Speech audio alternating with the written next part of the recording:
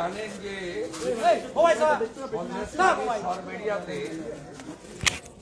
সন্দেশখালীতে 2019 সালে 6 জুন date of occurrence 8 জুন 6 জুন 2019-এ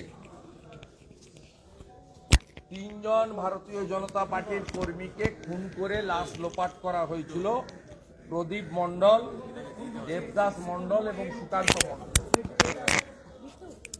এবং এরপরে যথারীতি বিভিন্ন আদালত হয়েছে এবং আদালতের নির্দেশে সিআইডি ইনভেস্টিগেশন হয়েছিল। দুটো এফআইআর হয়। একটা এফআইআর করেছিলেন Supriya Mondal Gayen versus state of West Bengal and others, Padma Mondal versus state of West Bengal and others. দুটো মামলাতেই মূল আসামি ছিলেন শাহজাহান শেখ। একটাতে 28 জন আসামি ছিলেন, আরেকটাতে 24 জন আসামি ছিলেন। একটা মামলা সিআইডি তদন্ত হওয়ার পরে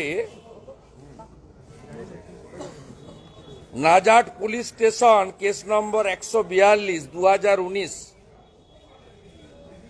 সেই কেসে তারা চার্জশিট দেয় এবং চার্জশিট থেকে শাহজাহান শেখ সহ যারা প্রায় কার্যত সমস্ত অ্যাকিউজডকে, মোট 25 were named in the FIR, তাদের নামে একজনের নামেও চার্জশিট দেওয়া হয়নি। প্রাইম অ্যাকিউজড শাহজাহান শেখ, তার নামেও চার্জশিট দেওয়া হয়নি। এবং আরেকটি মামলা যেটা সিআইডি নিয়েছিল, পদ্মা মণ্ডল, এই মামলা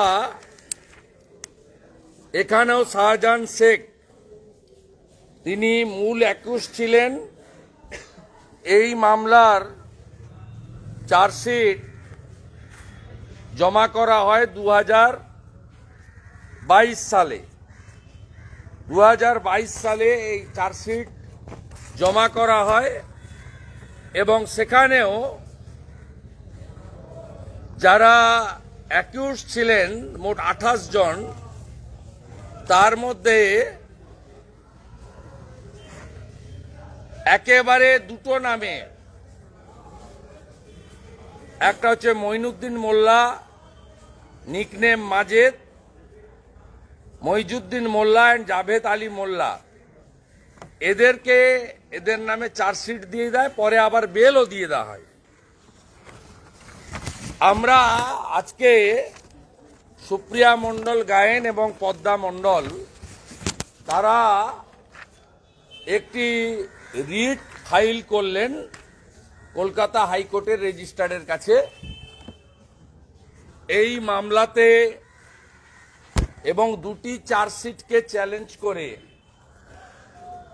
তারা যাতে এই মামলা সিবিআই বা এনআইএ কে হস্তান্তর করা যায় বা সেন্ট্রাল এজেন্সিকে দেওয়া যায়, তার জন্য এই চার্জশিট দুটোকে চ্যালেঞ্জ করে ঘটনার পর থেকে সন্দেশখালী থেকে 100 কিলোমিটার দূরে দুই পুত্র নিয়ে লুকিয়ে আছে, জায়গাটার নাম আমি পাবলিকলি করলাম না, এবং তাদের দুজনের নিরাপত্তার স্বার্থে তাদের দুজনকে আপনাদের সামনে অ্যাপিয়ারও করলাম না।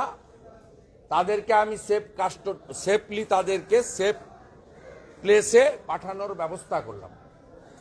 এই দুই সাহসী মহিলা তারা আমাকে বিরোধী দলনেতা হিসেবে নিরাপত্তা চেয়েছেন।